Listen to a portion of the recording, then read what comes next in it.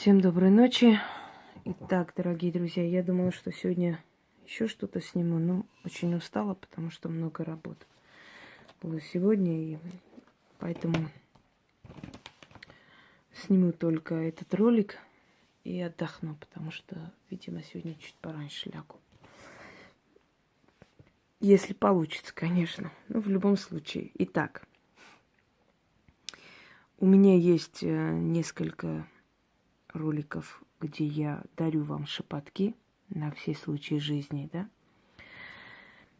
И у меня есть ролики «Безмолвная магия», есть видеоролик «Цвета в магии», где я учу вас, как работать с разными цветами и тканями, что они себя представляют, как помогает и так далее.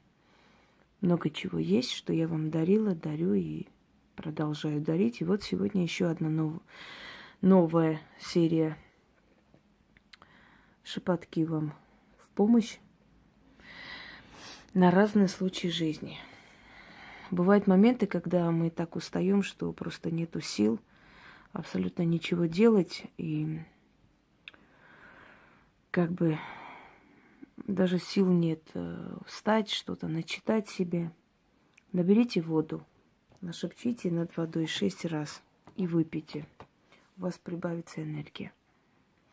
Я надеюсь, что каждый раз напоминать не нужно, что это мои авторские работы и прочее, прочее. Да, я так думаю, что и так уже понятно. Если я когда-то выставляла работы других мастеров, я говорила, что это из той серии, из этой серии. Если это были мои, значит мои. Но в последние уже годы я, в принципе, выставляю только свои работы. Итак, 6 раз над водой, над стаканом воды и выпить. Течет река через горы и камни. Отовсюду силу забирает, до камней стекает. Сила с полей, гор, долин и всей вселенной. Стекайся в мое тело, да будет так. И будет правым мое дело, заклинаю. 6 раз прочитайте, потому что шепотки, они это быстрая помощь, очень мощная сила. Если вы не хотите, чтобы вас заметили, увидели, в конце концов, если вы в опасности, чтобы вас не поймали, берите вот так ладонями, хватаете воздух вот так и шепчете. Как ветер в поле не поймать, как воздух в ладони не держать, как ураган в клетку не посадить, так и меня не ловить, не поймать, не увидеть, не найти. Заклято. Скажите это несколько раз. И вы обязательно через это испытание пройдете, и вас даже не заметят. Проскользнете просто мимо и уйдете. Ну, всякое бывает, правда? Бывают люди, которые угрожают. Бывают моменты, когда на вас охотятся, в конце концов. Бывают моменты, когда вы в опасности, чтобы вас не заметили. Или даже если вы не хотите с соседями своими встречаться. Вот неприятные они вам. От незваного гостя. Когда вы узнали, что к вам едут гости или гости, и вам очень не хочется. Те же самые друзья мужа, например, от которых не хочется в данный момент просто их видеть, принимать, неохота, и голова болит. Бывают разные случаи. Встаньте возле своих дверей и прошепчите 3 раза. Ты не к порогу моему идешь. Ты словно в гору поднимаешься, по лесам шатаешься, дорогу путаешь, об камни бьешься. Тебе по кривой идти, до моего порога не найти, не дойти, заблудиться и сгинуть. Ключ, замок, язык. Он до вас не дойдет, что-то у него случится. Ну, не катастрофа, не помрет он точно. Ну, что-то там случится, например, позвонят с работы, срочно потребует. В общем, человек не придет, планы поменяются. Проверено 100 раз. Если вы ночью где-то стоите одни, да, вам страшно, ну, например, там поздно возвращаетесь или ждете маршрутку, автобус, всякие бывают моменты в жизни людей. Бывают моменты, когда людям даже на такси денег не хватает, и им приходится таким образом перебираться домой. Скажите для себя несколько раз, от 3 до 7. Не одна стою я, а посреди войска. С доспехами стоят, меня защищают. Опасность от души и тела моего изгоняют. Их самих не видать, но защита видимая и оберег могучий, истинно. Я вас уверяю, что и страх пройдет, и в скором времени вас оттуда домой заберут. Или если вы идете по улице, да, скажем, спокойно, безопасно дойдете до дома. Если в лесу заблудились, скажите эти слова несколько раз. Ведьма Варвара, она фигурирует в нескольких моих ритуалах, заговорах.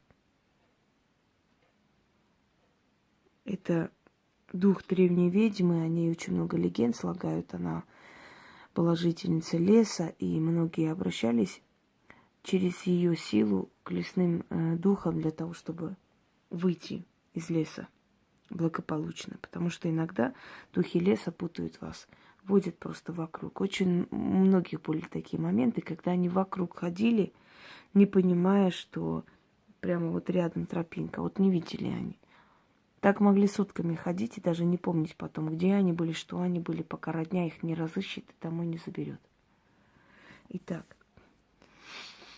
лесные духи именем ведьмы Варвары, велю вас, меня из леса вывести, вам сочтется, а за мной не заржавеет. И когда они выведут, оставьте что-нибудь или вернитесь потом ближе к этому лесу, оставьте откуп. На всякий случай, если вы часто будете в этом лесу бывать, чтобы они с вами подружились. Они вас выведут. Очень быстро вы найдете тропу.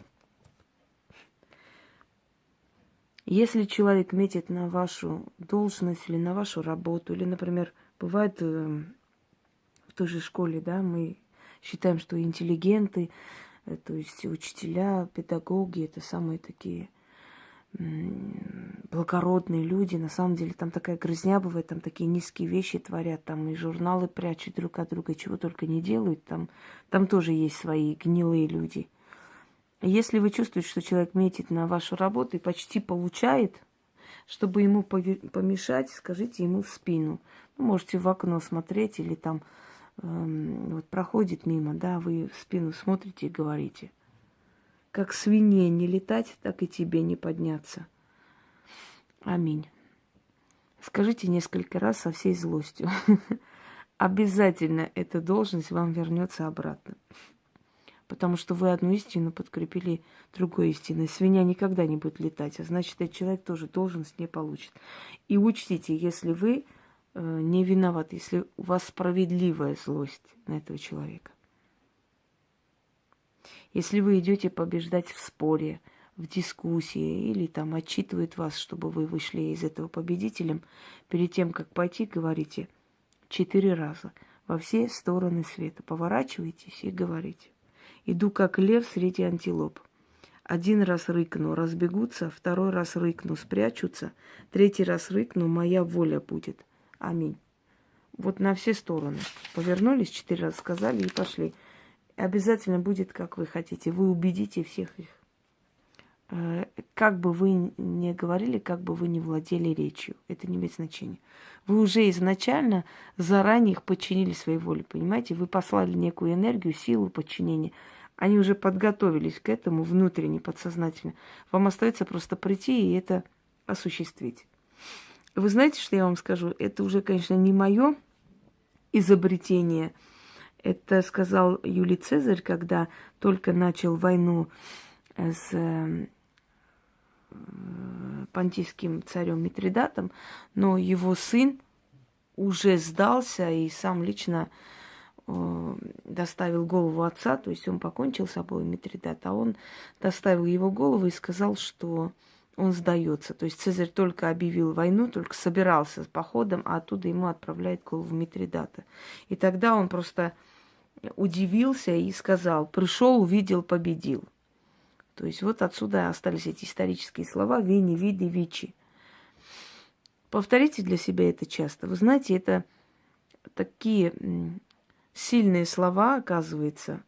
Но не зря же он, на самом деле, был великим полководцем и человеком, которого очень долго не могли ничего сделать с ним. В конце убили, и то убили, знаете, близкие люди. Итак, дальше.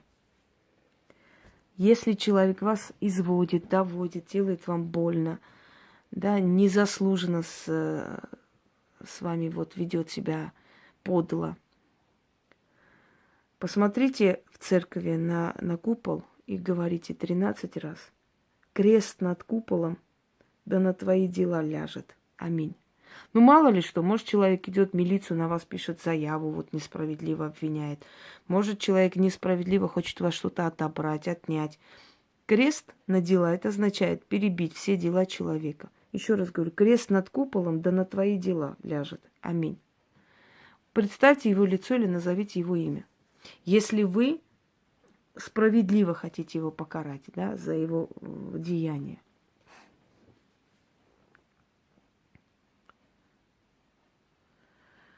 Итак,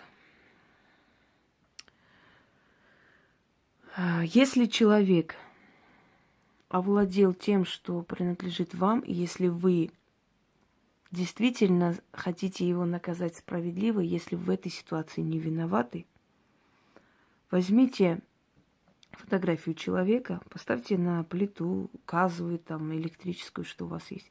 Как только начнет вода бурлить, кипеть, киньте туда его фотографию. И говорите столько раз, сколько ему лет. Если вы не знаете, скажите 13 раз. В кипяток кидайте. Грешник в аду горит, а ты со стыда сгори. Сказали 13 раз, вынули фотографию, положите, пусть она высушится. Отнесите на перекресток, оставьте там с 13 монетами. То есть фотографию положите, киньте через левое плечо 13 монет и уйдите. В скором времени он на этой новой должности опозорится и вас попросит обратно вернуться. Но еще раз говорю, учтите, я вот даю вам уже сильные шепотки, да, но вы должны быть справедливы. Вы должны знать, что действительно человек несправедливо, недостойно влез и забрал вашу работу. Если вы не уверены, это может обернуться против вас. Дальше. Если человек, вас достал, довел до того, что вы написали заявление, ушли с работы или ушли из семьи, все что угодно. То есть человек вас выживает, да, хочет вам сделать зло намеренно и радуется вашей боли, купите черный хлеб. Отрывая кусками, зубами, не руками, просто кусая, говорите 6 раз. Как хлеб съедают, так черти душу твою обгладают, сожрут, опустошат. Да будет так. И этот хлеб съешьте. Очень за короткое время он накажется за свои несправедливые деяния по отношению к вам. Напомню еще раз, если вы уверены, что вы не виноваты, сядьте, подумайте. Если человек сделал вам больно, и вы хотите, чтобы он извинился, положите его фотографии себе под ноги, наступите на голову и говорите столько раз, сколько вам лет. Во снах приду, в страхах приду, в кошмарах к тебе приду, ужасы тебе принесу, духи пеленой глаза твои закроют, от мира оторвут, в мире страхов укроют, в кошмары окунут. Да будет так. Через некоторое время постоянно вы будете ему сниться, мерещиться, он почувствует чувство вины. Но если вам очень нужно его извинение, то проведите. Если вы хотите, чтобы человек, который публично вас обидел, публично извинился, берите свечу. И пока свеча горит, обычная восковая свеча, 13 раз говорите. Свеча горит и тает, уменьшается, а его имя от моей злости мается, горит и кричит, покуда прощения не попросит, воля моя его не отпустит. Да будет так, и так будет, истинно. 13 раз. И оставляйте свечу догореть, потом можете просто выкинуть. Головные боли перенести на яйцо. Возьмите яйцо, катайте по голове. Столько раз, пока не будет холод в голове, не почувствуете облегчение. Вот как только у вас жуткие сильные головные боли, сделайте это. Яйцо в руке, жизнь в яйце, а боль во мне яйцу передам, боль свою жизни в яйце отдам, боль с головы забери, с меня убери, авракалам, амаз, хас. Истинно. Говорите столько раз, пока вот не охладеет голова и боль не утихнет. Потом отнесите это яйцо, оставьте под деревом и черный кусок хлеба рядом положите, отвернитесь и уйдите. Все. Через некоторое время очень может быть, что головные боли вообще пропадут. Но до того момента надо это делать. Если у вас дома постоянные ссоры, возьмите соль и сахар. У порога посыпьте соль, потом сверху посыпьте сахар. Говорите 7 раз и накрывайте там ковриком или чем. Через некоторое время можете убрать. Когда ссоры утихнут, успокоятся хоть через месяц, хоть через 5 дней, неважно. Когда ссоры начнут утихать, можете убрать. Говорите. Сахар соль перекроет, счастье горе перекроет, горе на замок закроет. Как прошу, так и сбудется. Да будет так, заклинаю. 7 раз. Если домой пришли люди, после которых фонит энергией, неприятным ощущением, вы хотите избавиться от этого состояния, посыпьте соль на все подоконники 3 дня подряд. Вот посыпали ночью, утром убрали эту соль, сохранили где-нибудь там в пакете. Вот 3 дня эту соль сыпите, говорите, и в конце посыпьте какой-нибудь мешочек, отнесите на перекресток, оставьте с откупом. И все. И вот эта черная энергетика этих людей из вашего дома уйдет. Говорите. Значит, соль черноту забирает, мою хату очищает, маяту все убирает, соль соберу, черту подарю, черт забери, с глаз убери, маяту суету, черту в мешок, а мне мое благо и добро впрок. Аминь. Аминь, аминь, 100 раз аминь. Проведите. Через некоторое время вот это состояние, вот этот вот фон неприятный после неприятных людей исчезнет.